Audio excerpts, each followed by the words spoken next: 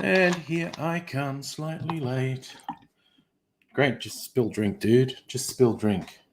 Fine. Lucky I had the equivalent of a coaster down.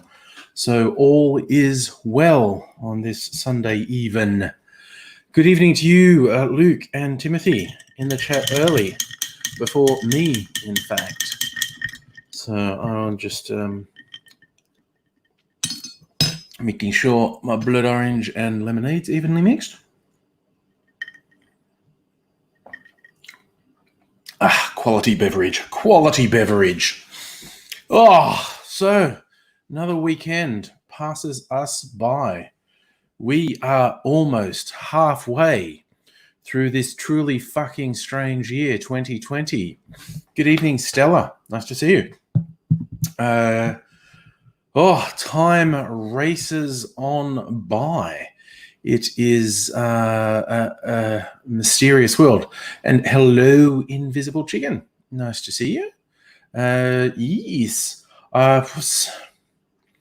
Was going to shoot Vidya, but I don't think I will. You'll notice I'm not my Vidya shooting thing for my cocktail channel anyway. Luke, I saw you saying back on the streets tomorrow.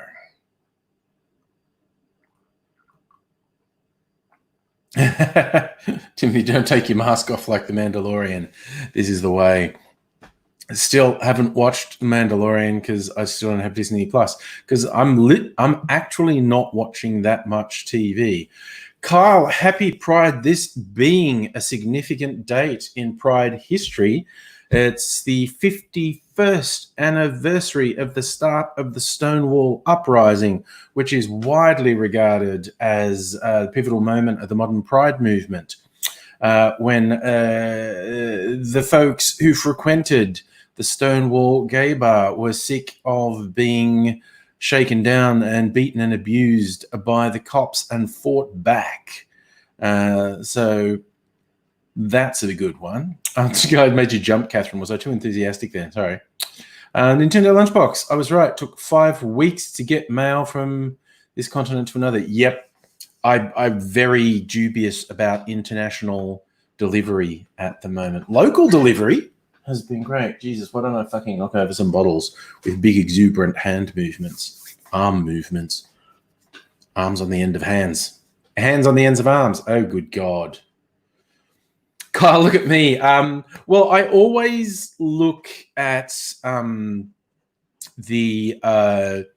what happened on this day. Is there a significant anniversary or birthday on this day? And also, particularly in America, every day is declared the national day of something. And some of them are good, some of them are funny, some are stupid. Today's national day on this national day calendar is absolute shit. I will tell them to you. They are really shit. So what is it? June 28th. National Day. Okay, so things that are regarded as the national day today, and again, these are almost always American, but I appropriate them as and when suits me. June 28th, National Logistics Day, National Paul Bunyan Day, National Insurance Awareness Day, and National Alaska Day. Not actually sure why it's Alaska Day. Was it the day Alaska became a state?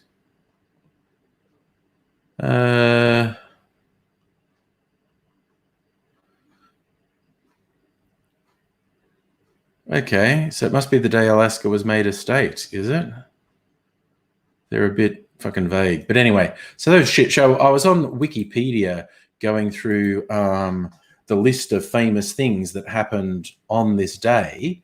And close was the assassination of Archduke Ferdinand, which was a significant precipitating event that caused World War I. I think most historians agree the war was all but inevitable. And if Archduke Ferdinand had not been assassinated, the war would have happened anyway. But as I went through, I noticed it was the Stonewall anniversary. God, you're more dubious about the origins of Happy Insurance Day. Yeah, that was a very weird one. Yeah, it was the anniversary of the Stonewall uprising. And I thought that was much more pertinent to us today, 51st anniversary of the Stonewall uprising. When I searched for images to use, I was very strongly leaning towards using a photo that featured Marsha P. Jackson. She, as a Black trans woman, as widely regarded as one of the key people in the Stonewall uprising. I've often seen it phrased as she threw the first brick. But yeah, I just happened to find an image that had a big protest poster, which I quite liked the wording on. Stonewall means fight back, smash gay oppression. I just liked that slogan, so I used that instead. Yes, Luke, there was a song called North to Alaska. It was a big phrase at some point. So Musical Aviator had a COVID test, which hopefully turns out well. Stella recently took a month to get a parcel from Melbourne CBD to WA Goldfields. Yeah, the Goldfields could be thing. I've noticed local deliveries that I've ordered have been quite... Did I say Jackson? Johnson, it's right in front of me, Johnson, on the fucking page. Yeah, Marsha P. Johnson, not Jackson.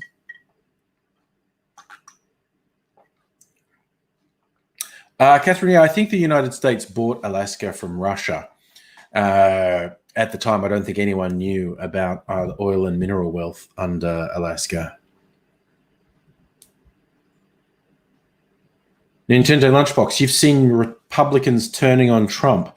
That is not something I have particularly seen. I'd be interested in what events happened that you think is Republicans turning on Trump. I have not been that closely on the news. So I'm looking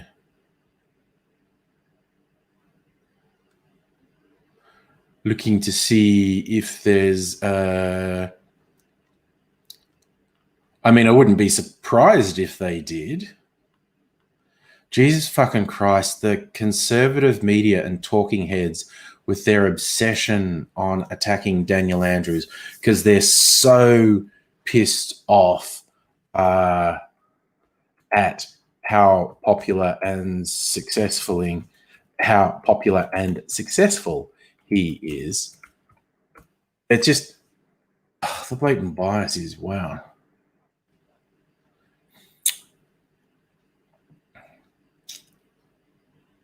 So the Washington Post, who's notoriously anti-Trump, did post a headline, anti-Trump Republicans are now getting out the vote for Joe Biden. And Forbes 16 days ago said Republicans breaking like Trump. I haven't seen it myself.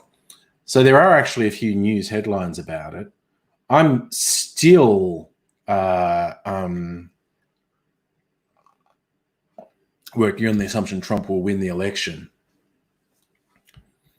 Timothy, no, I haven't thought of Breath of the Wild on Wii U. I had no idea you could play Breath of the Wild on the Wii U. Yeah. I don't even play that many games. I'm not watching that much TV and I'm not doing that much gaming. Doing these live streams are taking up a lot of my time. And trying to get my cocktail channel up and running. Should start making pre-recorded like angry videos again. And I might this week. Who knows? Who knows? I've got to get back into the vibe. It's a vibe, it's a feeling, it's Marbo, it's a groove, it's a thing. Gotta get my groove back.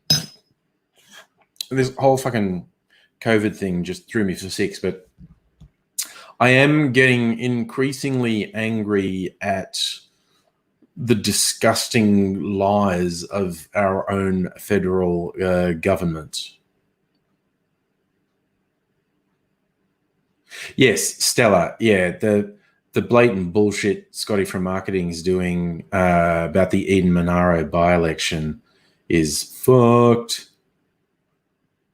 What's StreamYard? StreamYard is the platform upon which I am live streaming, lets me live stream to YouTube and Facebook simultaneously.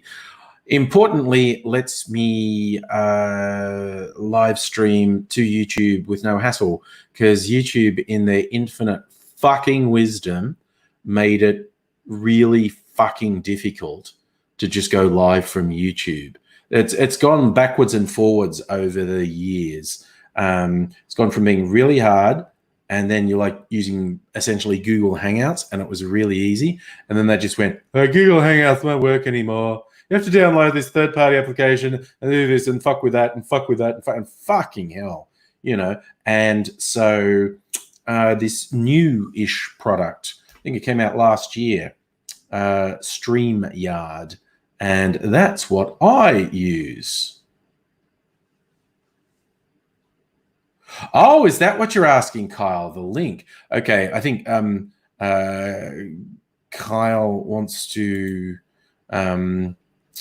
fill me in on some info. Hey, I might just put it out for... Oh, I was going to say I'm just putting it there, but Kyle's on Facebook and won't see it. I'm going to have to open up Facebook. Nintendo Lunchbox, does the studio still exist? Kind of, sort of. It's not a shed now. It's a spare room in the house, which is actually now where Mrs. Angry is working from home. So I can still shoot videos in there. That's probably another reason I haven't been shooting videos, is because it's actually mildly more hassle for me to do it. So I've just, for Kyle, I've just got to go to Facebook and put the link there. There it is. It's there. It's there on Facebook. So anyone who wants to join the chat, why not? Sunday is the end of the weekend. Let's hang. If anyone's interested. No. All right, Kyle. Kyle. Hi. How you doing? I'm good. How are you? Oh, doing fairly well. Well, actually, when I say I'm saying good, I'm like good under the circumstances of coronavirus and how I'd like to move out. And I don't have the time or the energy to get on a train to go to an outer city and find a place to live. Yeah. No, normal everyday stuff is weird and complicated now. So weird and complicated. Timothy's going to join us too. Hey, Timothy, how are you doing? Sup? Different down in Victoria with the cases spiking. So, I mean, everything must be a bit like, what the fuck is going on? That's a bit of a hoot. What do we had? 40 odd yesterday, 40 odd today. It just goes to show how quickly it can spread. It's very, and I am firmly of the opinion, if people in other states think there aren't undetected cases in the community, they're fooling themselves. This has just shown how you can go from, hey, there's almost no cases to, oh, fuck me, there's a few cases, isn't there? This is March all over. Like, we went from nothing to really troubling numbers in a couple of weeks in March, and then we got it under control, you know, as opposed to, say, the US, which went from nothing to hundreds of thousands and is now just getting worse. And I think they're at 2.5 million cases and 125,000 deaths now. That makes me take seriously testing. Like, America doesn't even take testing seriously, and Trump basically goes out and says that if we test less, the numbers will come down, which I feel like it was funny because it was like John Oliver pretty much being like, yeah, we kind of have to give him that. But, I mean, that doesn't really make it true. Yep. It's like you'll never get pregnant if you don't take a pregnancy test. Exactly. And the other thing is the president of Brazil is like, what's coronavirus? And you're like, because there's two very specific different ways of dealing with this virus. One is testing, eliminating. The other is herd immunity. And I feel like the governments of America and Brazil are kind of taking a very herd immunity basis. But Australia, we're just like, we're going to try and eliminate it, which probably won't happen, but we'll see what happens. I'm good. You're good? You don't have any coronavirus in your house, Timothy? Nah, I don't leave my bedroom. That's fair. That's the 100% method. Don't leave the house. I don't like 99% of people, so. Yeah, that's fair. That's absolutely fair.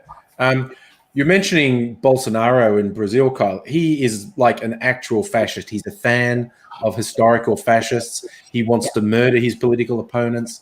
As the virus gets, yeah, as it gets thoroughly out of control in Brazil, it's going to strike really hard in the poorer areas, the favelas and whatnot. And in fact, it's going to wreak havoc. The death toll in the favelas will be somewhere between 10 and 20% because they'll have no medical care whatsoever.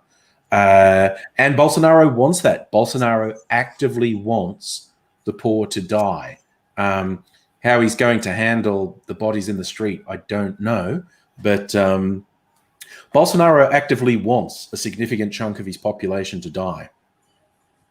I was going to say it's interesting you're talking about pride and fascism because there's a documentary that's just come out, or just coming out. They're kind of doing a little bit of like premiere stuff called Welcome to Chechnya about the main, I don't know what you call them in sort of place in like province of Russia, but in Chechnya where you have like kind of very big anti-gay purge and all that sort of stuff. It's a very uplifting documentary about, well, not actually uplifting at all. It's actually quite scary and crazy and about and putting a very human toll on the gay purge Chechnya. And they do they have archival footage of an interview they did with the guy who runs that, and you're just like, wow. You just kind of sit there and go, like, this guy doesn't. I think what I kind of am more afraid of is the fact that either this guy doesn't give a flying fuck about but I actually think he doesn't give a flying fuck about anything. Yeah. And I don't know whether or not I find that incredibly stupid or incredibly frightening. It can be both. It can be both. It's kind of like when you see someone who does and says horrible things, just going, wait, are you stupid or evil? And then you go, might be both. It's like, yes, he said stupid stuff, but the stuff he says is not just like, okay, I'm saying stupid things. Like, the stuff he says, I would call it problematic, but like it's already down the fucking road and then flying on a plane outside of problematic. It's like it's gotten into a territory where it's just you're sitting there and going, fuck, what? The best thing is he does it with confidence. I think that's probably the worst thing. Yeah, no, you're right though, Timothy. That's how these people get away with it. They say it confidently. Nothing like a mediocre white man with far too much confidence. Basically how Hitler did it. Yeah. Yeah. Well, you've also got Stella on side, Timothy, with disliking 99% of humans. So there are some like-minded people in the stream. Although most of the time, but I like for like people like you who kind of like have a proper sense of humor, who can go, these people need to get fucked. Yeah, there's a lot of people like that. There's a group I'm in on Facebook called something along the lines of in a sane world this would be satire, but I can't be sure. And it's basically you're posting weird stuff and you go, wait, is this real or is this what the fuck? And some sad fuck just posted this picture. It's like off someone's social media. Woman going, I just got my first tattoo, and it's like under her boob it says, I hate men. And literally everyone's piling on this guy going, the fuck is wrong with you? That's like the opposite of what this group is. Completely on, that's just funny. Whether it's a real tattoo or Photoshop, I don't know. But it's obvious this guy is just like really fucking uptight, and just made me think of it, Timothy, when I say people need to get fucked. This is one of those people who need to fuck right off. Yeah. Gotta love people. Yeah, I mean, it's the world. Yeah, it's. I think I enjoy social media, but I also agree with the people who say, maybe it's poisoning all our brains and making our lives horrible because you just get the people who are just fucked. And you just, the weird viral videos you get mostly, but not only from the US, of really unhinged, very entitled people, almost always white people, and very often women going off their nana in some weird way in public, and you're just thinking, what the fuck is going on in this world? It's just ugh. I think what promotes a lot of people is, especially right now, is the fact of we are living in very much strange times, and I think with everyone being home and everyone not being able to do as much as they want to do, it kind of puts out this feeling of like, I don't know, like you just, everyone's kind of like going a bit fucking crazy, and I've done some crazy shit. I've just been like, oh my god, yeah, and stuff that I've regretted completely. But yeah, I mean, oh yeah, Nintendo Lunchbox mentioning the Florida public hearings about the mask laws. The really unhinged people this is Satanism, this is 5G, Bill Gates, New World Order computer chips in our brain, and it's just like, I feel like I should say the word bingo. Like literally, it's like fucking conspiracy theorist bingo. Yeah, very much. Very much. That's my tinfoil hat. Oh yeah, very much. And hi, Mega Leech, by the way, who's just coming in the chat now. So, and Stella's on a deleting spree on social media because humans are fucking toxic.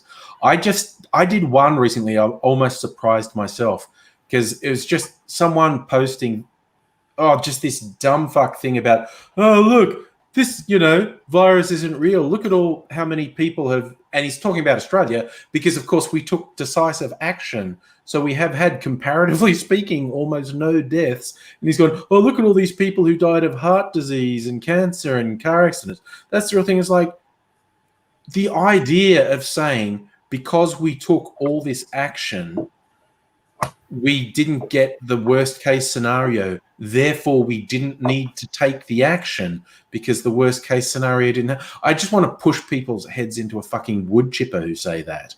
And I just commented and said, no, stupid and proud of it. Fuck you, get fucked, and blocked them, which is very childish, but I felt better after doing it. So you should. Yeah. Hi, Kirsten. I got called out on social media, which is, I mean, and to be honest, like, it was actually quite interesting because I had learned about like the aspect about the opinions that I make, but also the opinions that come from my Facebook posts. And I had a friend who is no longer my friend on Facebook, who would always pretty much comment on every single one of my posts. Yeah. And it got to a point where someone, and you know them very well, Andrew,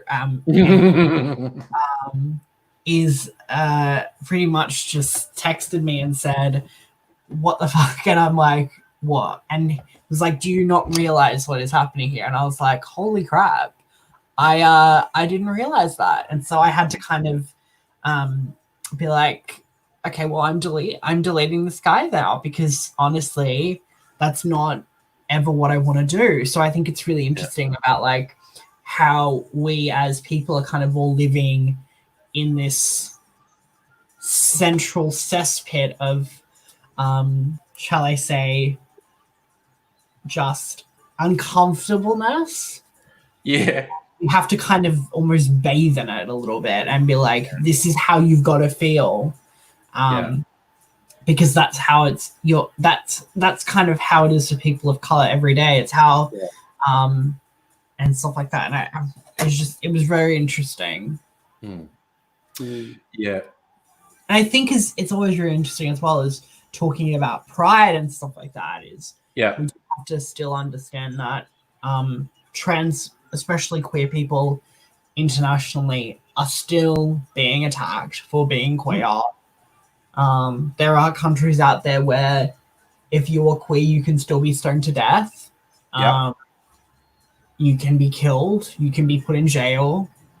There's still an epidemic in America about trans people of color and violence. Like, we like to say sometimes that marriage equality is kind of the all and end all of queer political rights, but it really isn't. And we're talking about Murdoch Press here, and there's a specific writer who works a lot in Murdoch Press, and his literal job, I believe, it's probably on his like actual job description, is discredit trans people, because every single article he writes has always got a slant of either stigmatizing the trans community or making it harder, or making it easier for people to look at the trans community and have a degree of skepticism about it, which I'm fine with people having a degree of skepticism about everything. But the issue there with regards to that is, how can we have a conversation specifically about a real adult, interesting conversation when we can't get over stereotypes about, or these sort of very weird generalizations, or even these kind of these very strange fears that don't make any sense. The fact that trans women are women because they want to inject themselves into women's spaces to make women feel safe. Yeah. Because when I think of women, when I think of that, I think of person going through all of this hardship to want to be more discriminated against, to the basis where they're going to take all of these hormones and testosterone and go on puberty blockers for a couple of years to then decide, okay, now I'm going to inject women's spaces, because that totally fucking happens. It makes no sense. And so it's how do you deal with these sorts of things as a person who is in the media and has so much of a powerful amplified voice in creating systemic change, if we can't have a conversation that's based not on fact and realism, but one that is based on fear, prejudice, and particularly a very vile base of transphobia. Yeah. I mean, like it can be really weird, you know, like cishet white dude, never had anything about my existence questioned or made to feel not valid my entire life. So I have to try and be empathetic to people who've been marginalized for any number of reasons. And I get super fucking, like you're saying, the Murdoch Press has the guy who's got a business card that says anti-trans writer. They've all got their specialties. There's the racists, there's the misogynists, there's the anti-union people, and there's definitely the people who just, for no fucking reason, write anti-trans slurs in articles or opinion pieces. The right-wing media worldwide is a fucking cesspool, and the middle-of-the-road media is not. I'll be right back. Yep, for sure. Kind of reminds me like The Last of Us Part 2. People got upset because the main character is lesbian, and one of the side characters is an Asian transgender child, and people got upset, and it's like, well, one, they're like old enough to know the difference, and why wouldn't you love your own child anyway? Yeah, absolutely. And that ridiculous argument they say about, there's always like the gay agenda or the trans agenda or the agenda. And it's just like, these people just exist, right? And it's like, well, why are they in this show? Why are they in this movie? Why are they in this game? Because they're real people who are in the world. And if you don't occasionally reflect that in your arts and entertainment, then your arts and entertainment aren't valid. It's so weird. Just that whole argument about, the agenda. why do I have to see this? And it's like, why do you not get that? And because it is like people losing their shit, and I've seen this happen all over. It's like because there's a gay married couple on a kids show or a gay character on a kids show, and they go, it's disgusting, and it's like, you know, these people are real, right? And they, you know, it's legal. We have marriage equality. It's a thing kids will see in real life. So why the fuck is it going to traumatize them to see it in entertainment? No. I'll tell you exactly what it is. Okay. What is it, Carl? It is a sense of control. People who are conservative do not want their children being taught about diversity. This is exactly what's happening in the UK when the government announced their education plan was to include LGBT stuff in the curriculum. It's the fact of about control. Yep. They don't want to be pressed on their homophobia and transphobic views by their own children because they're going to think they're fucking brainwashed. Yeah. That's the biggest issue here. It's not specifically about whether or not a gay kids show. I wondered how angry Ozzy came to interview sex workers on his channel.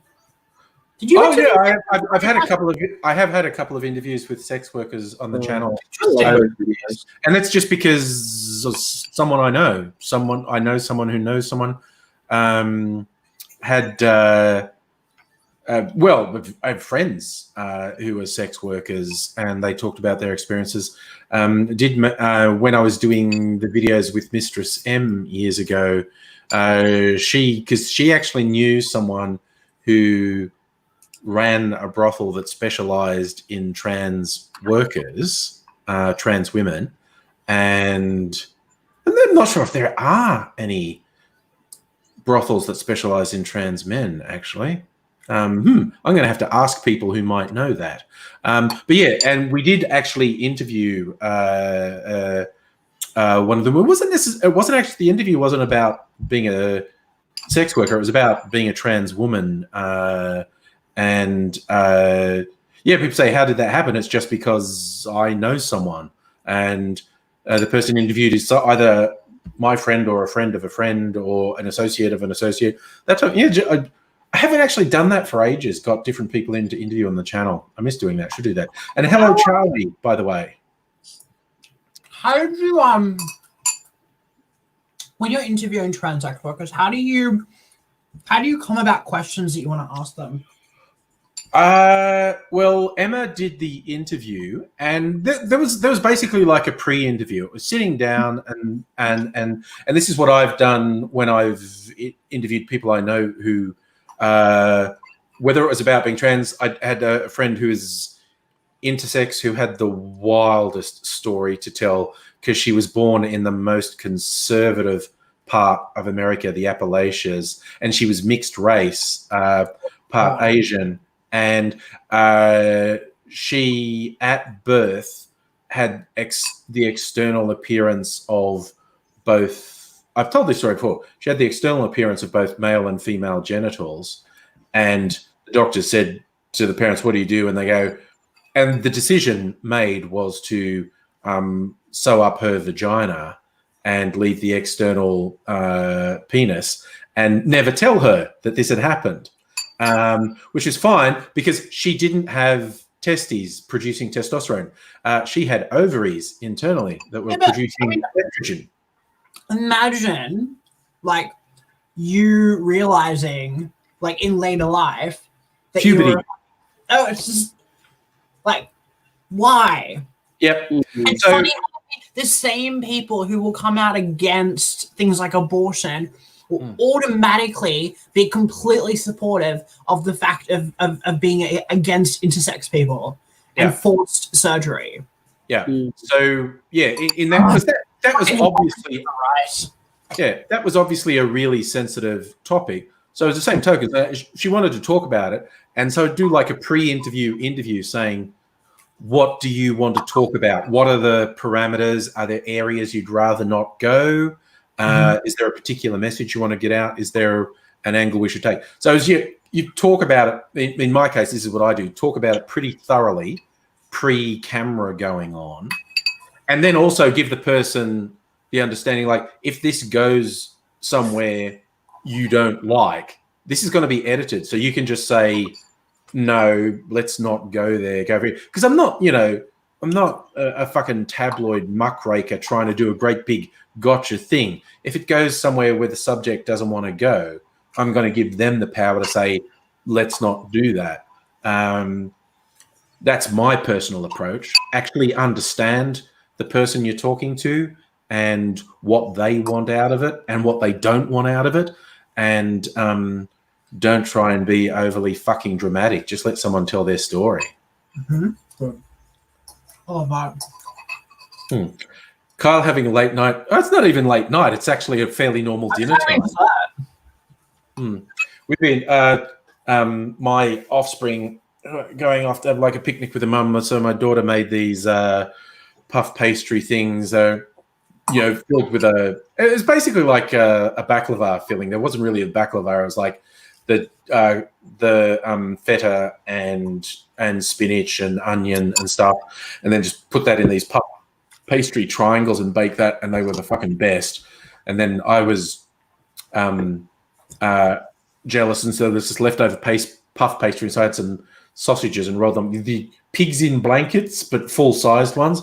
So, of course, they looked like circumcised penises when they came out of the... Do you know, there's somebody on YouTube that ever since, like, I think I've been doing coronavirus and, like, working on projects while I've been at home, I've started to become obsessed with a Sydney-based YouTuber who does, like, videos. Yeah. Do you know a YouTuber by the name of Anne Reardon? The name is familiar. I couldn't really tell you anything about it. How to cook that. Yes, cooking. Yes. Okay, yes. I don't know if she came to Sydney or something. Yeah, no, I've met her. I know. As soon as she said cooking, pieces fell together. Yes. Yes. I think she was actually in one of the Sydney events. I think. Yeah, I can't remember if she was at Game On or something. Something like that. But yeah, I definitely met her at an event in Sydney. Yes. My God. Game On for me was like a really great yet terrible experience. Yeah, that's a good way to summarize it. Great and terrible. Yeah. Sorry? They need to do another convention in Sydney, especially during that Viva time. It's just really annoying because I think that calling it Game On was not specifically the best. Naming these events is really fucking hard. Yeah, true. I mean, it's so hard to get people to come to these events and buy tickets.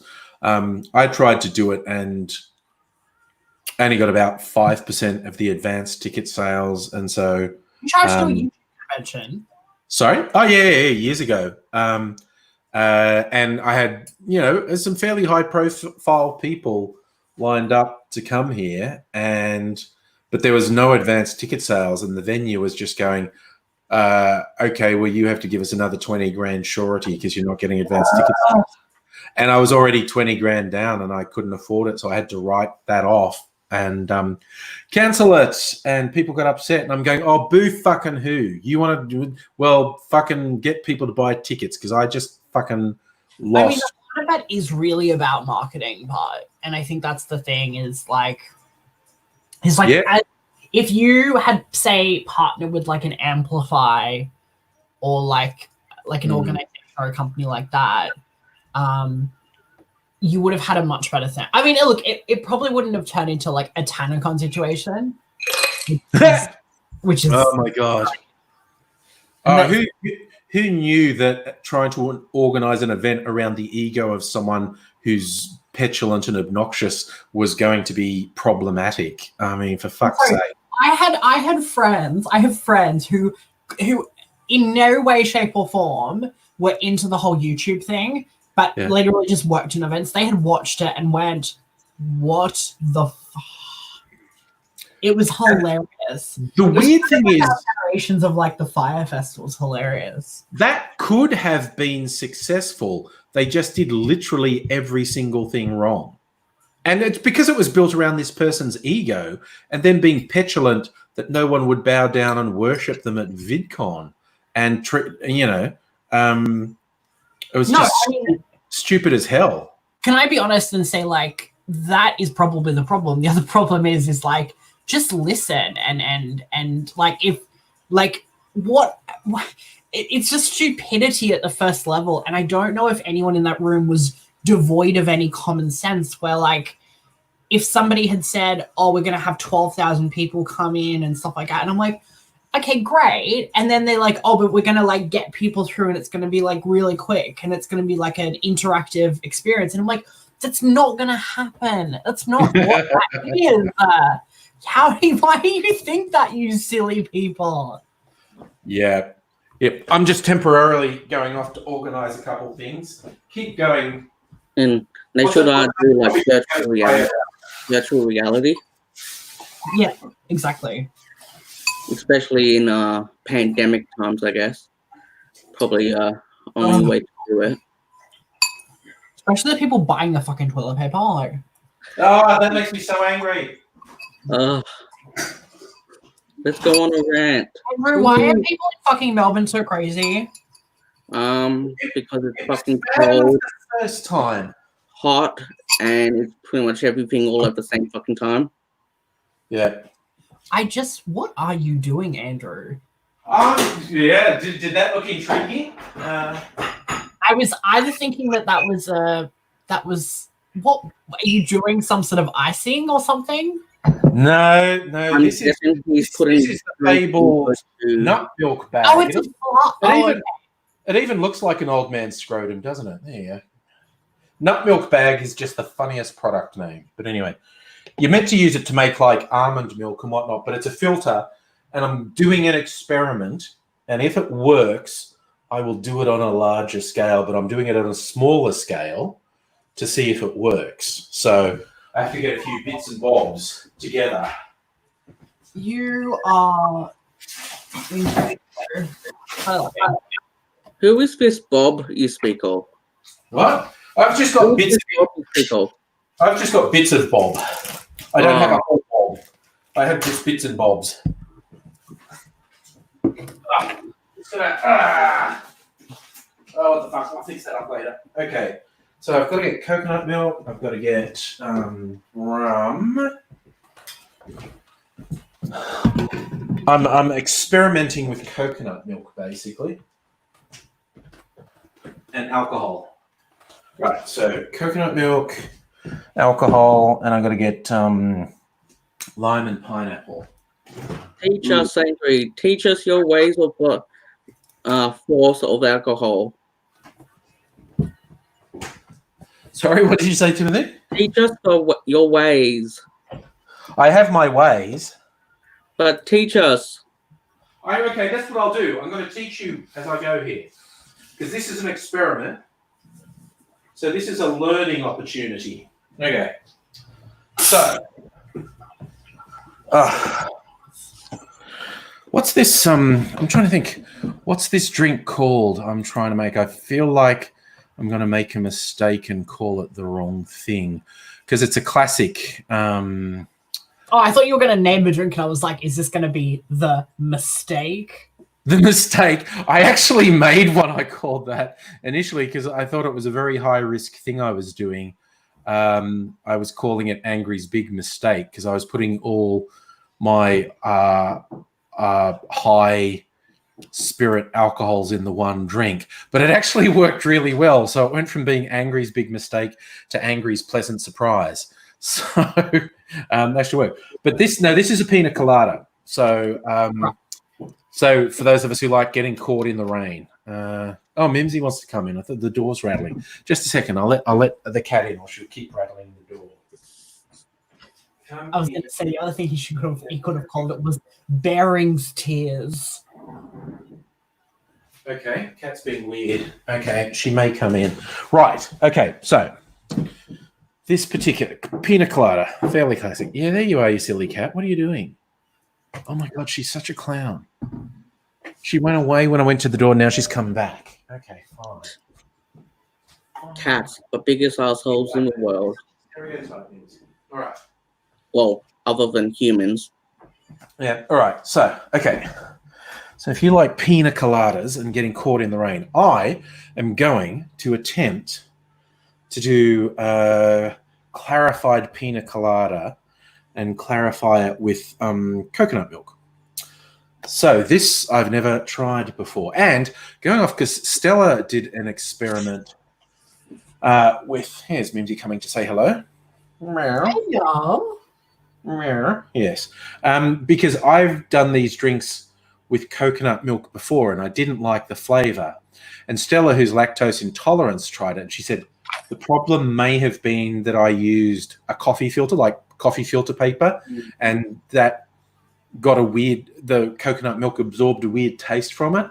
So I'm trying it with my nut milk bag, which is a lot more neutral than coffee filter. So, okay, so pina colada rum is the main. No, Jesus, don't climb on my lap, Mimsy. I'm not in a good position to have you on my lap, you silly bloody cat. I was gonna say, Andrew, have you and Bering ever buried the hatch, or I've never paid any attention to the dude. Oh no, that's not strictly speaking true. No, you true, because you did make a response video. Once I just said, because this dude won't stop, it's clearly sexual. What's going on here? It's clearly a sexual thing, and I was like, dude, flattered, but I don't swing that way, so you're gonna be so funny. The dude was fucking obsessed. Those like right wing people, like he calls himself Bering, but like you never see his face. Yeah, because he's a fucking coward. Because he knows he'd lose his job for the racist, misogynist shit he says. Whereas they're all sort of hassling me like, oh, like, dude, and they're saying like, oh, find out where you work and get you in trouble. Yeah, go and tell my boss that I oppose sexism, racism, homophobia. My God, the fucking scandal of it all. They're such tiny-brained bloody idiots. Indeed. Right. So, why haven't you started I feel like you could be like Philip DeFranco in Australia, where you start your own kind of like media. I'm really okay. Philip DeFranco is really good at self-marketing, and I'm really shit at self-marketing. That's one big difference. Right. And over time, he moved from just being good at self-marketing to having fairly high production values in what he did. And I was always too lazy to put that much effort in. My God, Andrew. Yeah. You should have. Yeah. Imagine what you could have been like if you gave a shit. Wow, that sounds terrible. If I had a time machine, if I could have known when I started on YouTube what was ultimately possible on YouTube, I like to think I would have behaved differently. But I didn't know, and I didn't. So, but you know, it's kind of like I have a day job that pays really well. To make more out of YouTube than I do from my day job, I would literally have to be in the top 1% of the top 1%. And I don't see that happening. So I just continue to have fun rather than sort of agonize. Oh, God, this fucking cat is trying to jump on my lap again. And she's going to dig her. She did it. She dug her claws in. Okay. Oh. I just knew exactly what was going to happen then. You silly bloody cat. All right, I just got to rinse this. And then we get coconut milk. Oops, that made a mess. What are you doing, Mimsy? Don't cause trouble. Okay, so. I need one other thing. Right. Okay, so I'm going to do about 2 ounces of coconut milk.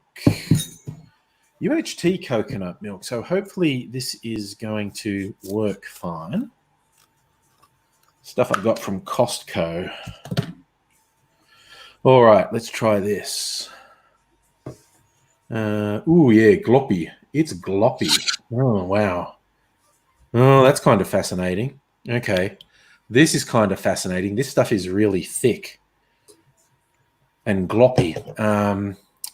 I don't know if that's going to be a problem. We'll soon find out. Okay, pouring. So the magic is milk-type substance, booze and citrus juice, add booze and citrus, and it will curdle the milks. Oh no, it's good. There's enough of it that it's gone quite liquid. That's good. So I might put a. That is the strangest sound ever. Just like it's got. I'm just stirring. I know, but it's stir. It's a little bit ASMR. Get Out, where Catherine Keener, or what's her name? Oh yes. Yeah, it's like yes, that. yes. And then the tapping. Oh. Yeah. No. That was make something as simple as stirring in a teacup horribly creepy. That was, he's an icon. I would love to.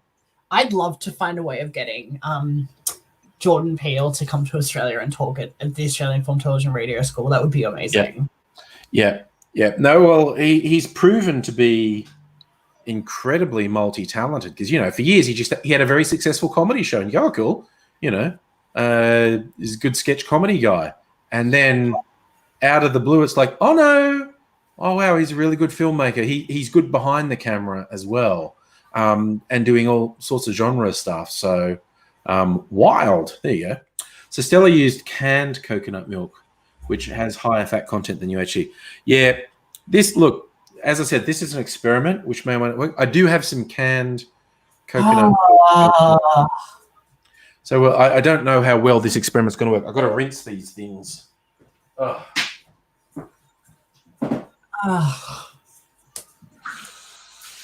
You okay, Kyle? You seem tired. No, a video's just come up on my YouTube channel, and I'm just looking at it, and I'm looking at the title, and I'm just like, and it's from a news source in Australia, and it's just, I'm just like, oh god. Oh, how you want YouTube drama? And I mean, like, I was going to say, Andrew, there is a video right now, and I'm staring right at it, and it's a Sky News Australia video. Yeah, and I'm going to tell you who's presenting it when I tell you the name of it. The title of the video is, and I quote, "Multiculturalism is a poisonous ideology." Yep, they're all like, is that Andrew Bolt? Yep. Yeah, there you go. Oh god. Yeah, no, they're but they had the audacity well. They had the audacity as well. They were talking about Melbourne having a wave 2 of coronavirus cases. Do you know the picture they put up for it? Oh, I can imagine. They put a picture of the Black Lives Matter protest on it. Oh yeah, that was they were obsessed with Black Lives Matter, which is good, but not great. They wanted. Oh, I just realised that's not right. Okay, I need a different funnel. That's what she said. You guys, why you're just kind of doing stuff? I'm actually head off. All right. But, it was good speaking to you. We should when borders open, I should totally come to Melbourne, and I would love to work with you on something. Maybe. Well, that sounds good. Yeah, that sounds good. All right, bye guys. Bye, Timothy. Yeah. Bye, Kyle. All right, so I got my shiz together, kind of. Well, this experiment is going to be interesting. As in, I literally don't know how it's going to work. So, So, yes. Oh, no, Nintendo Lunchbox is asking, it's not just the USA that should have. No, we have a real problem with Murdoch-owned media in Australia just being absolutely horrific and racist and misogynist and homophobic and transphobic. It's like really fucking bad.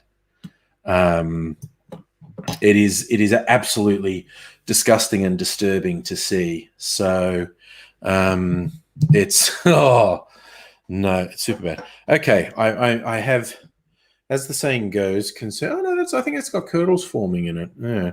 I'll leave that for about 15 minutes and then attempt to strain it and see what happens, because I really don't know how this is going to go. But that's what experiments are all about. And that's why I wanted to experiment on a smaller scale. What I could do is, I've seen a recipe online. You create what's been known as cream of coconut, which is literally just coconut milk mixed with sugar and is used in a lot of tiki drinks. Ooh. And it changes the consistency of, like, it's really weird. Just, you wouldn't think it would be that big a deal, but you get coconut milk, which is like, you know, can be quite thick and gloppy and whatnot. And you just add sugar to it and heat it up. You don't boil it, you just warm it up so it's easier to dissolve the sugar in. And it changes the consistency of the coconut milk completely to be like this semi-translucent, much more fluid thing. And that's a flavor that's used in a lot of tiki drinks. So I could do that particularly if this doesn't work. Yeah. But, you know, this is all what experimentation power. I mean, I tell you, no matter what, because I put precious booze in this, so I'm going to find a way to drink it no matter what. It may not work exactly as I want, but I'm still going to find a way. Just get one of those tubes, put it in directly in your stomach, and just like pump it in. Yeah, I could do that. No, it's going in. What I found before when I did it with coconut milk and I didn't like the taste, I just did the process all over again, like kept the same liquid that's like, oh, that tastes a bit weird. I just did it again, but with dairy milk, and that changed the flavor sufficiently that it's more palatable. Stella, you had to leave the coconut milk for hours. 24 hours was best. Curds also separated the opposite of the dairy. Right. Well, maybe I need to be patient then, which is honestly not my strong suit. Well, maybe you can turn it into an alcoholic version of cheese. Oh, look, for reals, when you actually do the separation with dairy milk, the curds which separate, we've actually been saving them, and Mrs. Angry's been using them to cook desserts and whatnot, because it kind of tastes like flavored cream cheese, like so I've been saving the curds, and Mrs. Angry's been using it to make bread and butter pudding and rice pudding and whatnot. So yeah, it is kind of like alcohol flavored cheese, like cream cheese. So waste not, want not. I was throwing all the curds out until Mrs. Angry said, well, you know, I could use that in cooking. And so like, oh, okay. So we use that in cooking now. Well, I was bored one night and found out you can actually freeze vodka with liquid nitrogen and actually have a snow cone type thing. Wowzers, dude. That is a wild experiment you've done there. I don't have any liquid nitrogen, so I can't actually copy you. Who was it? The backyard scientist has a device that turns the air into liquid nitrogen. Damn. And, like he only gets like 100 mil or something, like every few weeks or something. Yeah. But it's like, I want that just so I can fill up my dad's pool. And it's like, because I've never seen, because I've always seen videos of like American pools that's frozen over. But unfortunately, I live too far to sea level that I've never seen water frozen.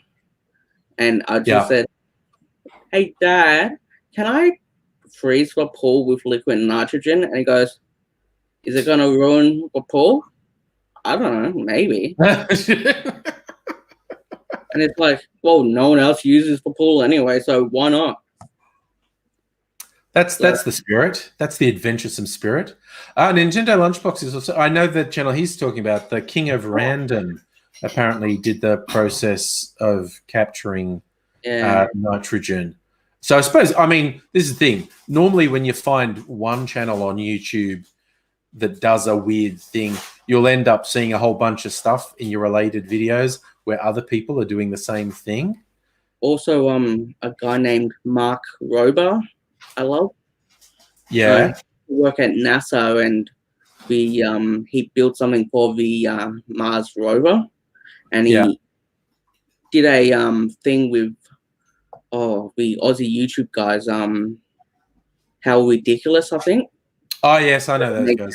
a car and a small plane off a tower Yeah. to do stuff, and these science guys are just geniuses.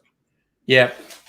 Well, it's kind of like, because I follow a lot of cocktail channels on YouTube, and at least half a dozen of them have videos on how to make perfectly clear ice.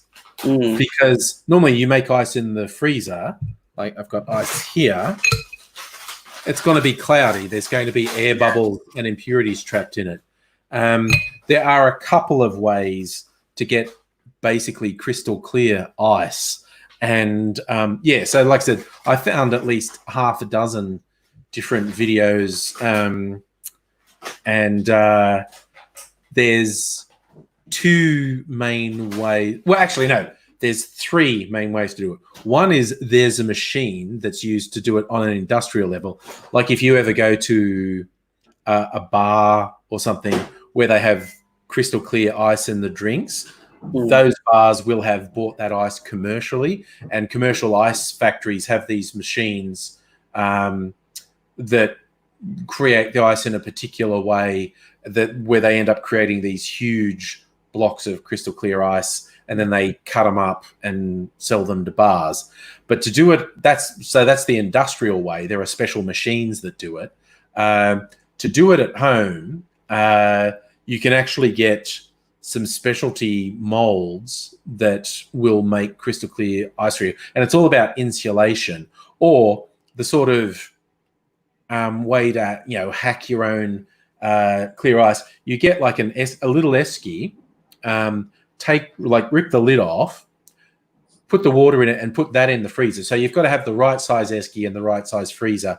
You can put that in the freezer, and you leave it for a day or so, and it won't be completely frozen, but because it's in an esky and the sides and the bottom are insulated, it'll be freezing from the top down rather than freezing from all directions at once. And what that does is that as the ice forms, that pushes the air bubbles and the impurities down. And so you actually take the ice out before it's completely frozen. So you end up with a lot of water, and you sort of smooth off the end, and you get this block of really clear ice. So that's your sort of backyard scientist way to create clear ice. I don't really have, I have a big enough freezer. I can get a small esky and do it, but then I'd have to take all the food out. There's a family that lives here. The freezer has food in it. And so it's not really practical. And it's a lot of arsing about to get a bit of clear ice. Like, clear ice is cool, but to actually have to go through this process where it's like this thing's in your freezer for 24 hours, then you take it out, and there's the bottom bit of it's still water, and you sort of trim the edges off it. So you do end up with this thing of crystal clear ice. And I was like, cool, it's not that important to me. But I mean, that's, I found one video that showed how to do it, and then I ended up finding like half a dozen. So it's just the way YouTube works. There's almost nothing that's unique on there. Everyone's doing it. So you find one, then you'll find more. Could distilled water help? It helps, but it won't make clear.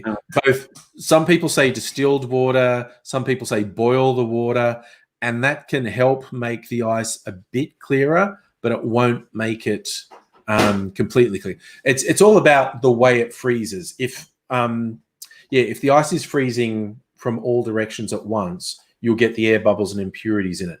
The industrial machine I was talking about, it actually has moving water going over it, and it's like this big hyper refrigerated plate at the bottom, and it freezes in layers, and it just sort of pushes it up, and so the impurities are always getting pushed up and away, and then they eventually take out, and they have this huge fucking 100-kilogram block of crystal clear ice. Whereas if you do it in your home with an esky or with a specialty mold, it's controlling the direction in which it freezes. So there'll always be a part that's not frozen, and you get rid of that, and you keep the bit that's this crystal clear ice. So it's all about the direction in which the ice freezes, basically. That's cool. Oh, Nintendo Lunchbox, you've got a fridge with an ice maker, but you still need ice cube trays for your thermos, everyone. I had one once, and they are scary. At least the one I had was scarily noisy, because there's this whole thing of like pushing out these rows of ice and breaking it off, and it was this huge grinding, crunchy noise. It was very disturbingly loud. Oh, by the way, hi, well gifted Aspie. Yes, Kirsten, you can just buy the clear ice from. That's the thing. If you have an in with, and there's one really well-known clear ice maker in Melbourne. I've seen a little mini doco on them. They supply about 20 bars, or pre-COVID they were supplying about 20 bars. But yeah, if you find a source, and if clear ice is important to you, you can just buy clear ice. And there's Kirsten saying $1, you get these really big, impressive cubes of crystal clear ice for $1. If you had an in at the sort of industrial ice maker, you could get more at a better rate. But I have to admit, it simply isn't that important to me. Yeah, move to Canada and put water outside.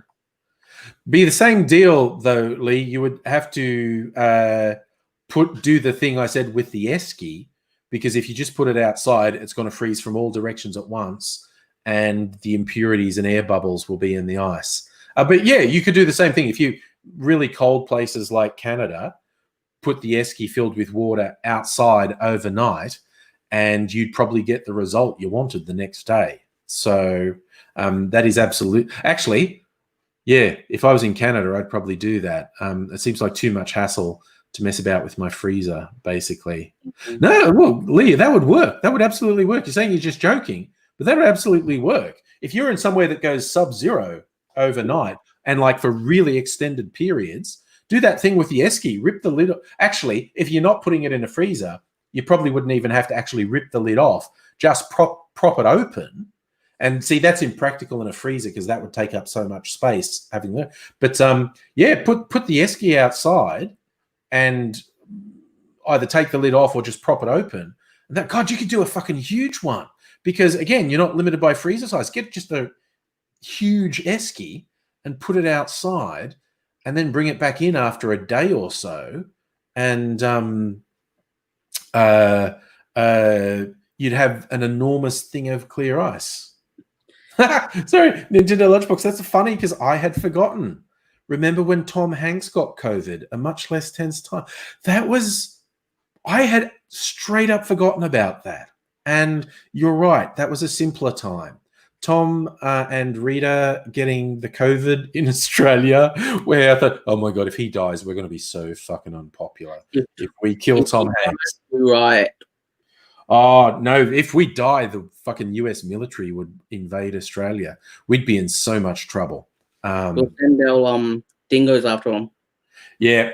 But that was, I mean, obviously they were getting the best medical care, so the risk to them was quite low. But at the time I was thinking, man, if we kill Tom Hanks, we'll be so unpopular. Oh, yeah. Ooh. But he was fine. So there you go. Didn't even need intensive care. Unlike Boris Johnson, who apparently was only like one step away from a fucking tube down his throat. Oh, Lee's say hello. Oh, no, not Boris Johnson. Hey, guys. How's it going? Yeah, I'm good. Good. Wouldn't they be ashamed if Boris Johnson just cocked it? Yeah, that would have been sad. Oh, look, the gangs are coming. Oh, Charlie and Doggo right here. Nino's here. Oops, doing doggy things. He got him a new toy today, Nice. and he immediately popped it. Yeah, it's looking a bit flat, but still likes it from the looks of things. But I'm glad he likes it. Yeah. Nice. Luke, how's Aidsy? I was talking to Aidsy today. He's about the same. He's still in hospital, and he feels like they're torturing him, which I think is physio and rehab, and I think he regards it as cruel and unusual punishment. But they're trying to get his bits working again. So hopefully, things are going to go okay for him. We don't know. They're going to chuck him out. They say chuck him out in about 2 weeks, which he at the moment thinks is a bad idea. But who knows? They might make a lot of headway on the treatment in the next couple of weeks. So, so was that Lee?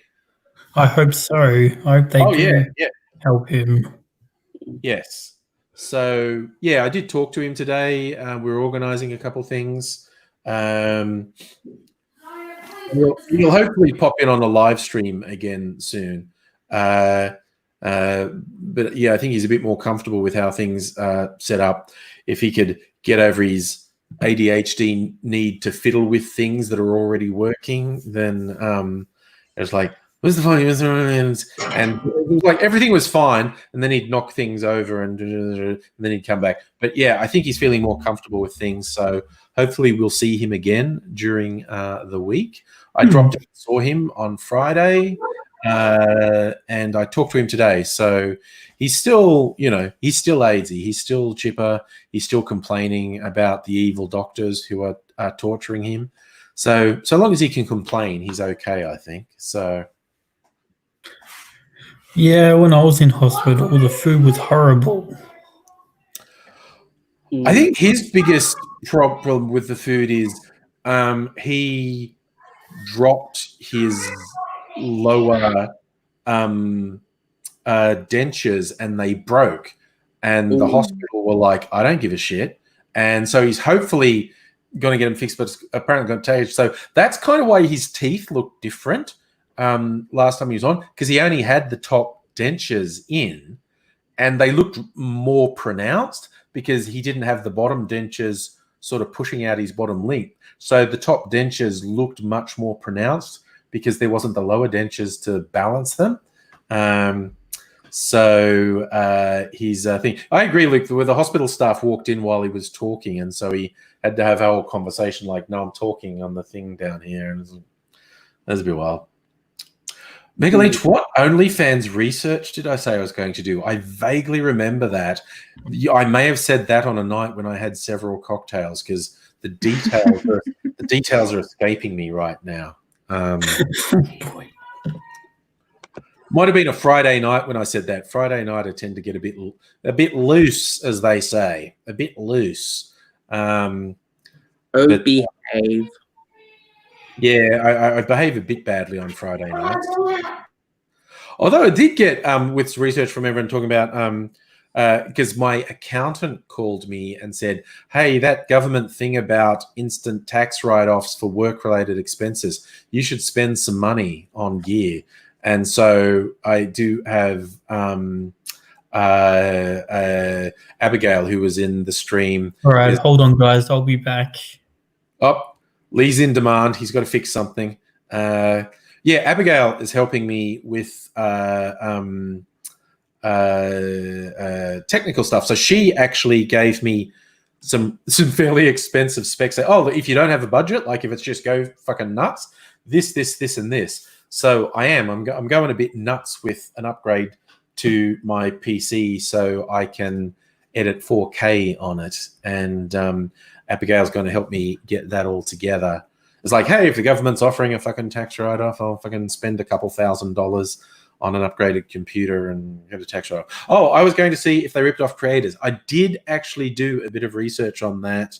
And broadly, it seems like most independent creators are quite okay with OnlyFans. Shrewd operators don't put all their eggs in one basket. They actually use multiple websites to try and generate money for content they produce. I asked a couple of people on Twitter and whatnot, and they were saying like, "Oh, yeah, OnlyFans is okay, but I don't rely on it because stuff goes south all the time. So I'm also on this site, and I'm also on that site, and I'm also doing that because people have had a lot of experience with sites screwing them over in the past. So even if the site's okay today, it might not be next week. So people were generally happy with OnlyFans, but they were very big on not limiting themselves to OnlyFans. Luke, am I going to upload in 4K? Well, that's the idea, man. My camera shoots in 4K. If I can edit in 4K, then I'll upload in 4K. So, which just reminds me of that episode of The Simpsons when they were talking about it was going to be in Krusty the Clown was going to be in HD, and then they did this close-up where all the lines and pockmarks and horrible ravages of age were terribly clear on Krusty's face. And he's going, "Yes, children, witness the horror." So you'll get to see me in horrible 4K. So, yeah. Don't you mean the sexiness? Yes, that's actually what I mean, Timothy. The pure, uncontrolled 4K sexiness will come out. Yes, that's actually what I meant. Yeah, that's a good one, Internet Lunchbox, because I was halfway to saying that before. Actual YouTube drama. Jenna Marbles has basically said she's going to step away from YouTube because a bunch of people highlighted really dodgy shit she's done over the years, which she actually fully copped to. She never once said, "Oh, take a joke," or "That was then, this is now." She just went, "Yeah, no, that thing, I basically did blackface in that, and that's shit, isn't it?" And so she privated a bunch of videos, and then she made one that she basically said, like, "Yeah, you know, it's all fucking full on, and I'm going to step away from YouTube." She didn't specify for how long because I don't think she knows if it's permanent or medium or long term. But I think I think she's doing that for her sanity because I think she is a decent person who can see when people point out to her, "You made some mistakes. You did some really fucked up things." And she's gone, "Yeah, I did, didn't I? Damn. Yep, no defense. Okay." And she go, "I need to step back and work out what I want now." The juicy, I think she's defused it myself. The juicy one is Shane Dawson. Because the fucking chickens are coming home to roost on Shane Dawson having done blackface. And, okay, this is weird. Someone shared this on Twitter. The fucking Smith family are after Shane Dawson for an old video where, as they say, he sexualized a then 13-year-old Willow Smith and did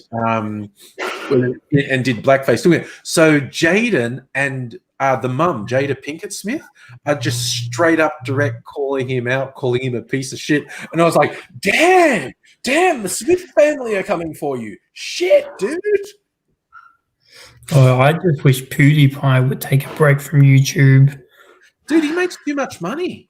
He makes, like, the PewDiePie empire in terms of sponsorships and shit and is making about $100 million a year. He personally, in his bank account, is probably getting $10 million a year. He's just worth so much. I mean, he could walk away, obviously, because he's got a fuck ton of money. But it's like, Ninja. He can just keep doing it. And like that ninja dude from the streaming service, where the streaming service sort of sold out to Facebook or wherever, and they had to pay out the contract of the big name people. So these people who can now dip on the service were getting like $10 million payouts because of the contract. And I was like, oh, damn. It's all very weird. I don't really know specifics about him. Did you hear about a streamer named Dr. Disrespect? I did. He was like coining it in on Twitch, and he's been banned from Twitch, I think, for racism and harassment. Yeah. Yeah. Oh yeah, it reminds me of that documentary called Plandemic, which is not to be taken seriously. Oh no, that's an absolute farce. That one. That is just lies from top to bottom. Oh God, Megalich has got another one. The actor who's the pilot of the Rosinante in the Expanse TV show has been accused. I had not heard that.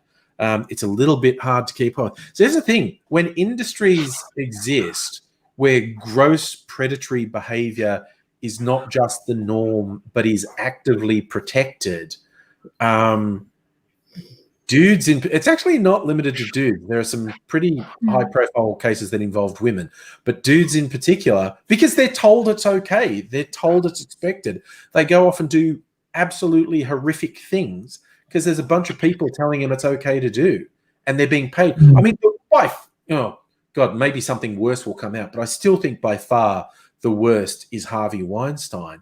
And to me, okay, Harvey Weinstein is horrible, gross, vile thing, but the Weinstein Company had built into his contract, like, Harvey, if we have to pay off another person that you fucking grope, then $10 million is coming out of your bank account. It's like, why is that in the contract? Why is, if you sexually assault someone, it will cost you money in your contract? Why isn't it, we're going to the cops and having you prosecuted, you piece of shit? It's like everyone rightly focused on, geez, Harvey Weinstein is a piece of shit. But every executive in that company was an active party. The whole industry is fucked. Yes, the whole industry is fucked. And it's because, and again, it's particularly dudes. It's not completely limited to dudes, but it's obviously particularly dudes. And even low-level stars, whether it's sport or music or film or TV, comparatively low-level stars are told by everyone around them, you can do whatever you want. You can literally do whatever you want. There is no punishment for you. And then they do terrible shit and they get away with it. So they do it and do it and they do it for years and they're like, yeah, woo. And then, narcissists. It's coming due now. And they're all really shocked, but everyone told me this was okay. It's like, dude, you made the choice. You made the choice to be this way. And it's like, what the fuck? What about that guy from that 70s show from Scientology? Oh yeah, the Danny Masterson. Yeah. No, he's facing criminal charges now.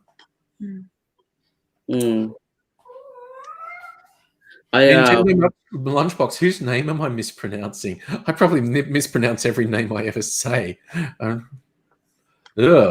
So, the guy in the... Oh, okay, so the guy from The Expanse has hired an outside firm to do the investigation. Oh, that's interesting. Okay, so the actor's being investigated, and if the claims are validated, he'll be fired. Well, which is obviously the bare minimum. There should be, if he's criminally assaulted people, there should be a criminal prosecution as well. But I mean, it's the problem. Oh, this industry, man. Like, again, okay, I think an example that was worse than Harvey Weinstein was in the UK. Jimmy Savile. He was Mr. Entertainment in the UK for decades. He died not that long ago. I'll quickly find out when. A couple of years ago. Wasn't very long ago. So Jimmy Savile. Died in 2011. So less than 10 years ago. Okay, so he was Mr. Entertainment for decades, like in 70s, 80s, 90s. He was huge in the... Oh, sorry, Weinstein. That's who I was saying. I was saying Weinstein. It's because he's like Frankenstein. But anyway. So Jimmy Savile was Mr. Entertainment for decades. And everyone in the industry knew what he was doing. They knew he was a sexual predator. They knew Johnny Rotten, when he was still with the Sex Pistols, said it in an interview on TV. Like, why are you picking on us when people like Jimmy Savile are going around? And that was in the 70s that it was so well known that fucking Johnny Rotten in the Sex Pistols knew what he was doing. And I think Colin Baker hinted at it as well. The Sixth Doctor. Yeah. And it was in the guy who's most famous for writing Train Spotting, Irvine Welsh. I've read a couple of his books. He's got one collection of short stories, and there's a story that's obviously about Jimmy Savile, and because he's a famed entertainer and fundraiser for hospitals, which Jimmy Savile was, and the character who's not Jimmy Savile in the shorts, because Jimmy Savile was still alive, this was in the 90s, is paying off the hospital to sodomize dead bodies in the morgue. And that's apparently he did that. Savile did. He paid off the hospitals to sodomize dead bodies in the hospital. So and patients. And patients. He was a pedophile. He was a rapist. He was a necrophile. And to me, the absolute limit. This is the only one that's a possibility and a rumor and a crazy conspiracy, but it might be true. The serial killer known as the Yorkshire Ripper, Savile was actually quite sympathetic to him and did an interview with him. And it turns out they were known to each other. And when you looked at where Sutcliffe murdered women and where Savile was like performing and doing shows, a couple of them cross over. There is literally a non-zero chance Jimmy Savile was a fucking serial killer and was working with a Yorkshire Ripper. That is an actual real possibility. And he was surprised. He was shielded by the BBC, by politicians, by other people in entertainment for decades. And even like finally when he died, there was this big expose on how bad he was. And before it went to air, some senior executives at the BBC tried to stop it going to air because they went, "Oh, we had this big celebrating the life of Jimmy Savile retrospective planned and you'll ruin that." And it's like, what the fuck is wrong with you people? What is wrong? The guy be recognized for who he truly is. Yeah, no, it's what, like, they knew for a fact this was all true, but they were like, "No, don't spoil our party with the truth." And it's like, you people are fucked. You people are so fucked. Well, I can remember when Paul McCartney was told he can get away with anything. He's like, "I don't think I can, actually. No, I don't think I will. I think I'll be a gentleman about everything." Yeah, there's not really any even rumors about Paul McCartney. Which is someone been in entertainment for 5 decades. That's a bloody miracle. It's pretty good. Yeah. Stella, you think Courtney Love said on a red carpet interview, "Never go to dinner with Harvey Weinstein," and they blacklist. Oh, yeah. Also, she had some other behavioral issues. But yeah, no, the number of women whose careers were ruined by Harvey Weinstein because they wouldn't go along with what he wanted. And even some people who unknowingly, because of course the Weinstein Company made heaps of films, like they were involved in the Lord of the Rings and whatnot. And I remember Peter Jackson coming out and saying, "Oh my God, I've just," like when all the Weinstein stuff came out, because Jackson said he was never close to Weinstein, didn't know anything about him really. But, it's just he was a powerful Hollywood producer.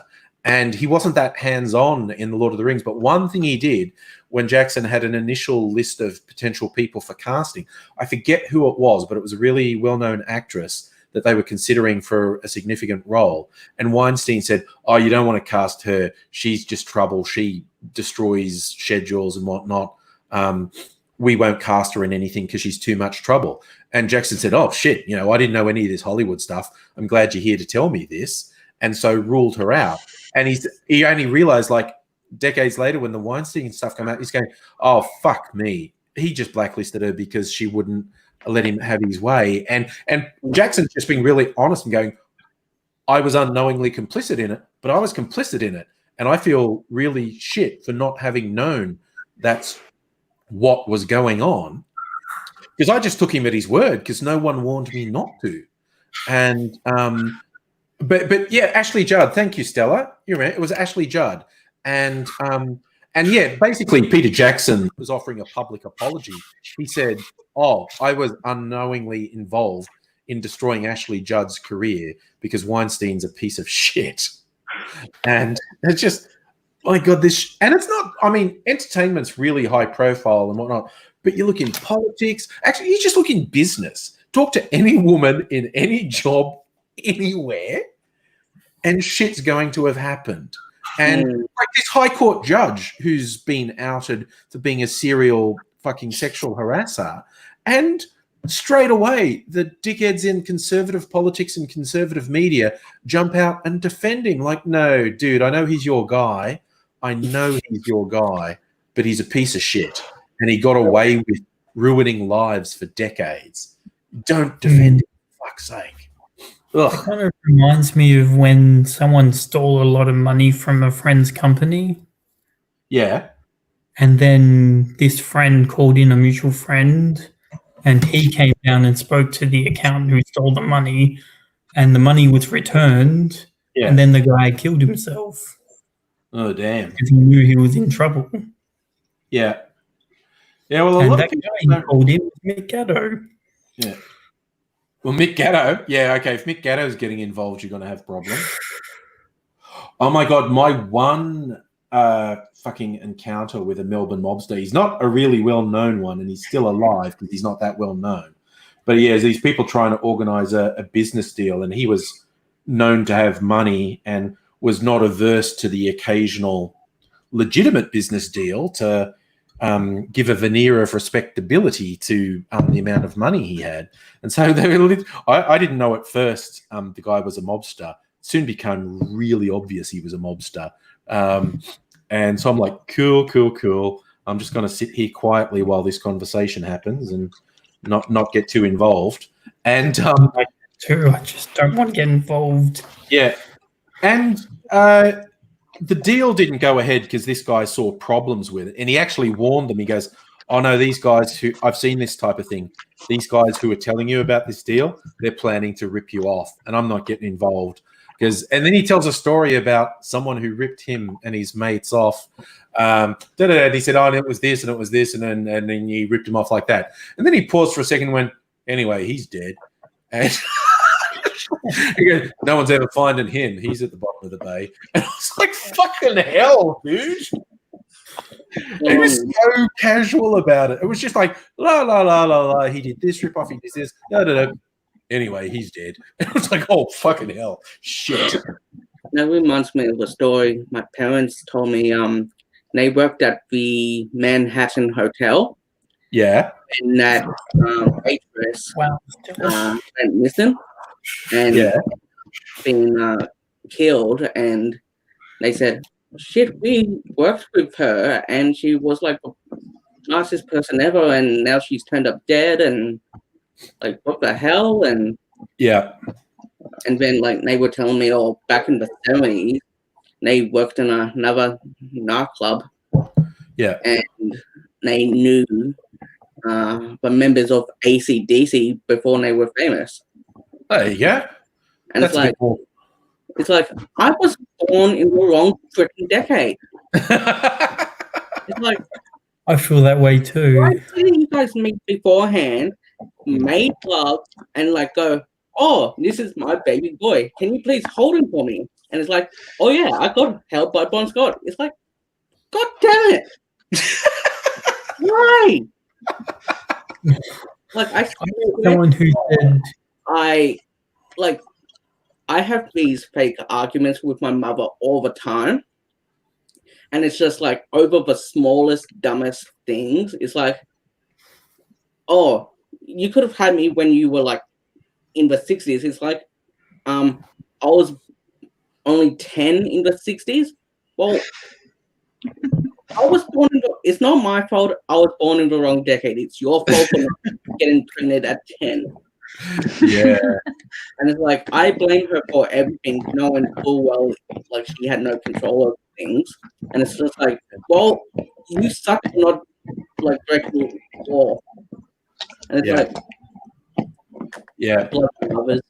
that's a bit much. I just noticed, people are sharing stories. Kirsten saying she had a dude at work that all the guys thought was the greatest guy, and every woman had an experience with. I had a really it was so upsetting. It was actually only earlier this year. I've lost all sense of time, so I don't remember if this happened earlier this year or last year. But there was a guy who I'd been like YouTube friends with for years, like a long time, and he is like good looking, charismatic. He was always involved in events. He was always doing stuff, and I always thought he was a womanizer, but I'd never heard any predatory stuff about him. But then it came out like it was like 4 different women with the same story about him, and I was like, oh, fuck off, really? And so then because it was YouTube and he was involved in events and I'm involved in some community groups on Facebook, I had then warned other people, say, if he shows up or says he's showing up at something, this is bad, because it turns out he's bad. He's very bad. And it was just like, oh, fuck. And I really like little guy. He was very charismatic, and it's also it's kind of frustrating. As I said, he was he's tall, good-looking, charismatic guy. The last thing he needs to be is an abusive, predatory piece of shit. Turns out he's an abusive, predatory piece of shit. And I'm just like, oh god. So I had to cut him out of everything. And even like one of the events, he's like, I think he was testing the waters. He like texted me because he had my number and like, hey, what's happening? Are you at the thing? And I was like, no, fuck no. And so I had to block him on the Facebook and stuff. And I was just like, it's so fucking widespread. It does my head in. Yeah, I've had a lot of people I've had the block too. Yeah. Stella we're back on Mobster Talk. Stella got threatened by Roberta Williams for saying she was fed up seeing Roberta Williams on TV. You don't want to get on the wrong side of any of these families. That's why I choose to have nothing to do with them. Yeah. I think Animal Kingdom was a dramatization of one of the Melbourne crime families with Jackie Weaver being scary as hell. And it's like, there's like the media always tells us criminal masterminds and what. Criminals aren't smart. They're not necessarily stupid, but they're not smart. They're just ruthless. That's how they get what they get. They don't get it by coming up with cunning master plans to rob the Louvre with high-tech equipment and Ocean's 11 cons. No, they're just brutal and unrelenting. That's how they get where they are. And you don't want to get involved because, they're bad people and they kill their own. And it's just like, damn. I just looked up a waitress for the Manhattan, Elizabeth Membry. Oh, yeah? Yeah, 1994. What was that in relation to, Timothy? The waitress from the Manhattan that my parents knew. Oh, right, yes. Yeah. Worked at Manhattan Hotel in Ringwood. But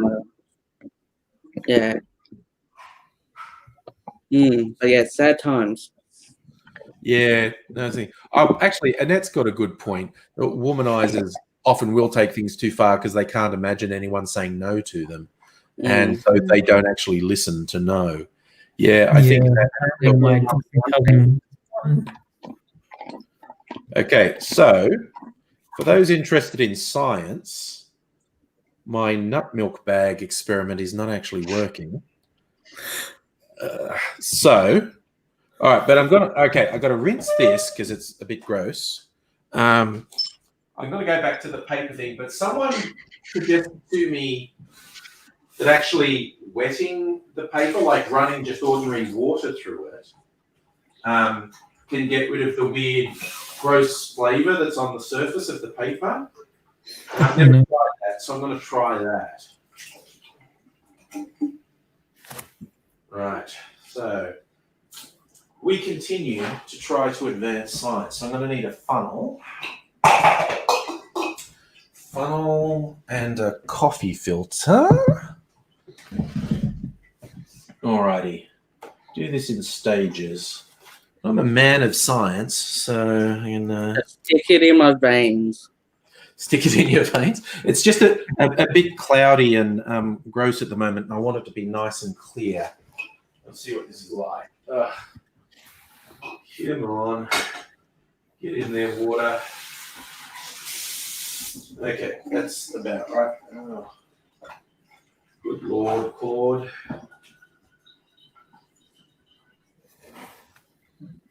Okay. Right, so of course, just pure water is running through the coffee filter really fast because there's nothing to filter out of it. But I'll show you, like I've run this through the nut milk bag, and the nut milk bag did filter out some sediment, but not much. And so it's still really cloudy and sedimenty, and now I don't know if this is going to work or I'm going to have to do some other bloody experiment. Oh, the trials and tribulations of being a scientist. Not an alcoholic, definitely. All right, I'll deal with that later. But now, okay, so have thoroughly wetted my filter. We'll see if this helps. But you can see, okay, see, it's still completely cloudy. It hasn't filtered at all. So now I'll put that through the coffee filter, and I'll probably have to leave it overnight because that's probably going to take an hour or more to go through.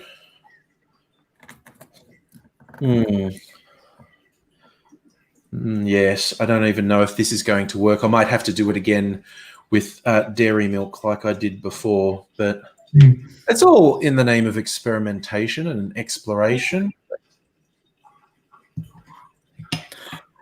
Oh yeah, I'm angry. Remember David Byrne from Talking Heads? Yeah, I know a friend of mine who got to sing with him. Oh, cool. Cool. Yeah, again, that's another person with a quite long career. Never really heard any bad allegations about him either, which is, again, slightly miraculous to have been in entertainment for 4 decades and not have any terrible stories circulating about you. Yeah, this friend of mine's a really good guitarist as well. Oh, cool. Yeah, she goes by the name Saint Vincent. Oh, I know that. Oh. Yes. Yes. I was what's she famous for? Because I know the name. In Reverse. Cruel. Marrow. Digital Witness. Yeah. Okay, I'm sorry. No, see, this is starting to come through, and that's still a bit cloudy, so I'm going to have to put it through a second time. But it'll probably it's now slowed down to a drip. But I'm always trying to advance science, and we'll see how this goes. I think I'm definitely going to turn that coconut milk into cream of coconut and see how that goes. And then maybe if it still doesn't work, do it with cow's milk again. So Stella, yours went through the filter in about 20 minutes, but did leave it for 24 hours different time. Yeah, this is all about experiment. There's a whole bunch of variables. So when you change 1 or 2 variables, you're never really sure how big an influence that had, changing a couple of variables. But it's it's fun to do. Like I was saying, one of the big YouTube channels that do cocktails, he was doing a thing with this is whose recipe I'm following for this pina colada, but he did the clarification with milk. He said, like, for what he wanted, coconut milk would have been too viscous. Fair call when you saw how gloppy that was when I poured it out. But so he used, for the coconut flavor, he used coconut water, and for the clarification, he used dairy milk. And I just commented and said, you could have actually done the clarification with coconut milk, And he replied he didn't think that would work. He thought it was too different. I was like, no, fat content is all you need. Like, you were talking about the proteins and this and the scientific terms. I was like, no, dude, it's fat content. The acid in the citrus reacts with the fat and curdles it. And so, yes, all you need is for the whether it's coconut milk or almond milk or dairy milk, to have a reasonable fat content. And then by reasonable, it's only going to be like 2%. What's this one? I actually didn't look. Fat total per 100 grams. Yeah, it's about, oh, wait a sec. Per 100 mils, it's about 17. Okay, it's about 17 grams of fat. So it's about 17%. That seems high. I don't know. Anyway, so I probably will turn that into cream of coconut for another attempt at this. Although, I think this is going to work now. It's filtering it. I'll just put it through a second time.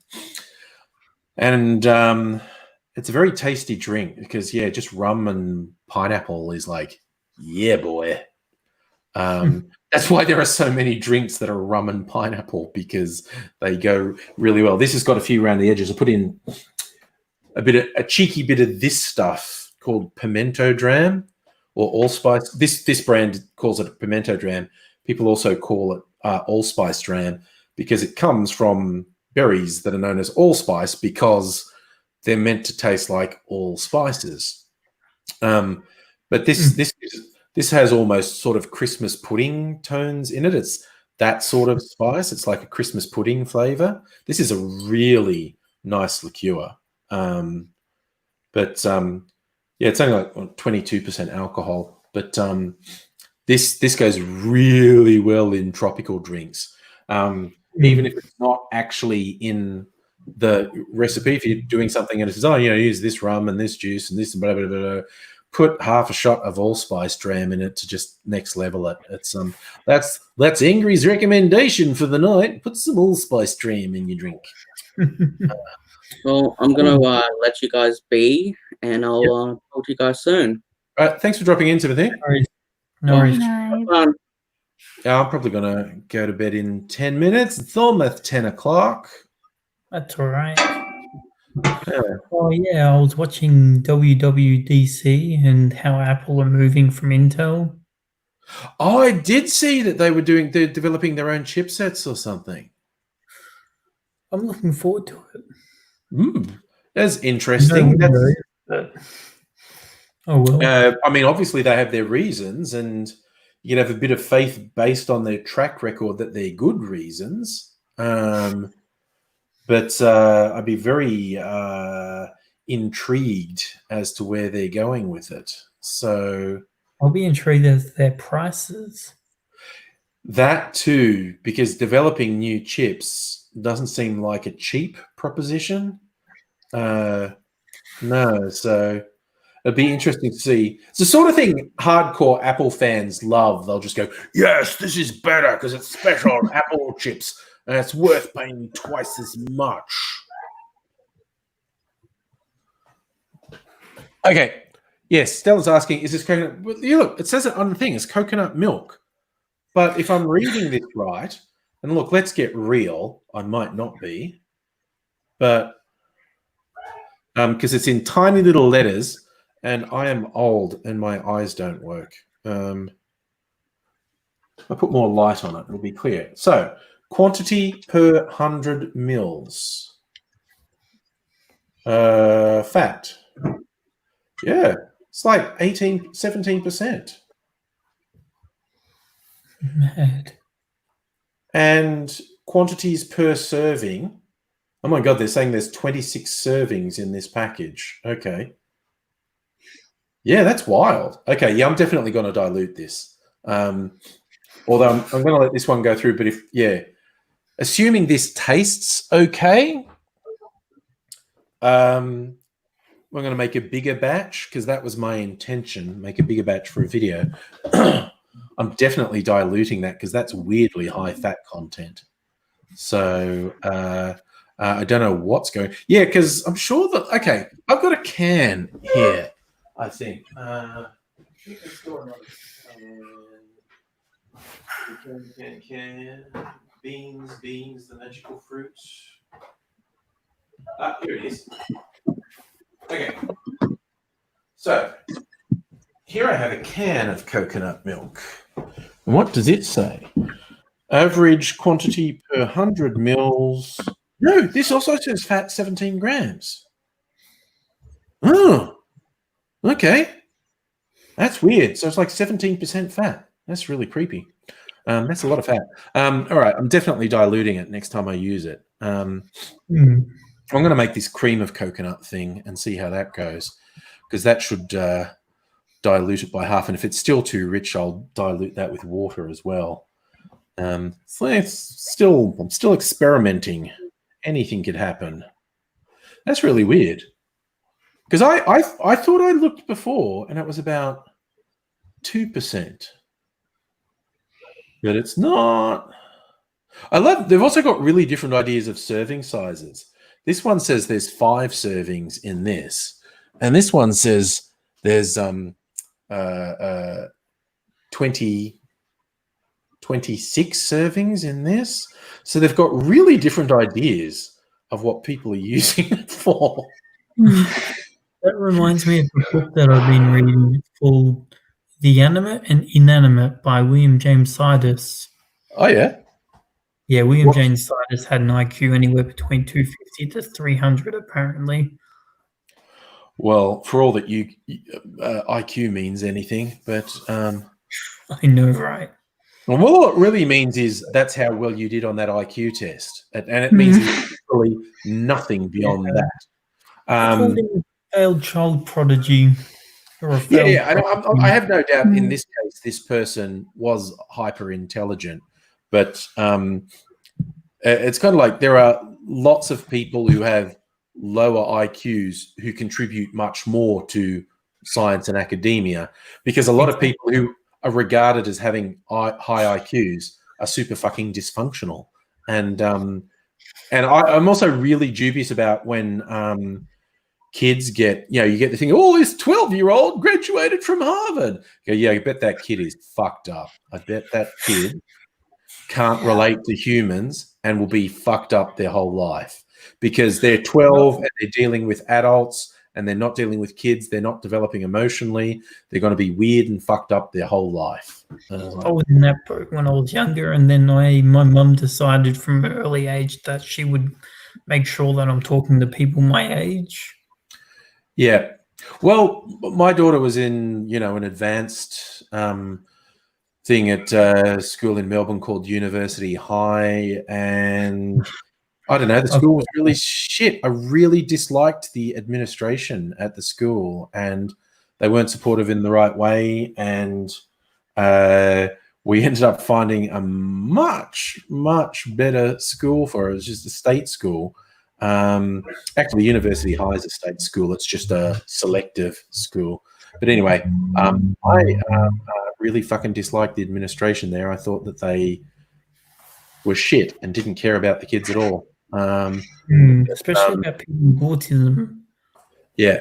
So, so my daughter spent a few years in an advanced thing, and then it was like, no, this isn't very good for you. We'll just, get you going. And now, she's happily doing her linguistics at uni and everything's hunky-dory. She can just immerse herself in the stuff she wants, which is mainly Japanese language. But when I was 7, I scored really, really, really high on an IQ test. And then they were like, oh, your son should go into Mensa. And tried Mensa, and it was nothing but crap. Oh, Mensa's just a club for suckers. It's Mensa about generating membership fees. They let anyone in. I mean, which again is not to say there aren't intelligent people in Mensa, but Mensa let basically met them. Yeah. I met a lot of really people, like hypocrites. Yeah, really funny podcast. It's about 6 episodes, which I think I've mentioned before, called My Year in Mensa. by an American comedian, Jamie Loftus, because she was actually in Mensa. She took the test and was accepted. And she got on the wrong side of everyone in Mensa before she even actively joined it, because she went on social media and said, "Hey, good news, Mensa's accepting dumb sluts now." And held up her thing saying she was accepted into Mensa. But yeah, the podcast, My Year in Mensa, is fascinating. Well worth a listen. Oh, Yeah. okay. Ella looked at Woolies brands. The home brand is also, 18 grams of fat per 100 grams. There you go. Ooh. Okay. So cheaper ones are lower fat. Anyway, this is all weird. So is it coconut milk you have or coconut cream? No, it's coconut milk. Hmm. So I'm definitely going to, for my next attempt at this, although this is looking okay, we'll just wait till, I don't know, maybe on tomorrow night's live stream, I'll actually taste test it.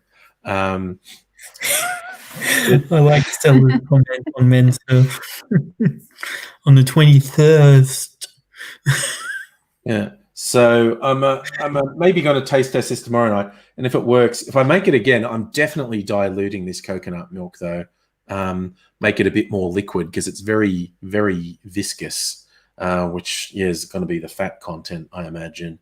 So, Annette's suddenly the talk of Woolies has got Annette on the website, and she's super excited because pink gin's on sale. So. The really good one is there's some purple gins going around that is something natural that's coloured them. Like some of the herbals in them have coloured it purple, and it actually changes colour. Like if you put citrus in, which is very common in gin drinks, that you put some lemon juice or something in, and it actually changes colour. It reacts with the acidity of citrus juice and changes colour, which looks really cool when you're making the drink. So... Anyway. And it's actually got some Woolies. No, it's not. Wouldn't be Woolies home brand pink gin. Oh, geez, that's something to think about, isn't it? Kirsten. Of course, Kirsten knows. It's butterfly pea flower that naturally colors the gin purple and will actually change color in reaction to citrus being added to it. There you go. Oh yeah, seeing that it's almost 9:30 my time, I'm going to go to bed. Yep, it's 10, which means it's 10 o'clock my time, so I'm going to go to bed too. And so thanks for dropping in, Lee. If you want. Good night, everyone. Yeah. Good night. So I think it's as good a time as any as the clock ticks over to 10. Say goodbye to Charlie and Charlie's doggo. Keep forgetting. What's your dog's name again, Charlie? Ludo. Ludo, that's right. Yes. Okay. So, yes. So have a good night, one and all. And if you want to see how successful my experiment was tomorrow night, I think this will be nicely clarified by tomorrow night. There's a question of if I like the taste, because the last 2 times I made it with coconut milk, I didn't like the taste. So I don't know if I'll have done anything to rectify that this time. But that's what science is all about, experimenting. So good night, one and all. Thanks for dropping in, Charlie. Thanks for everyone in the chat. I'll catch you all later, but I will say bye.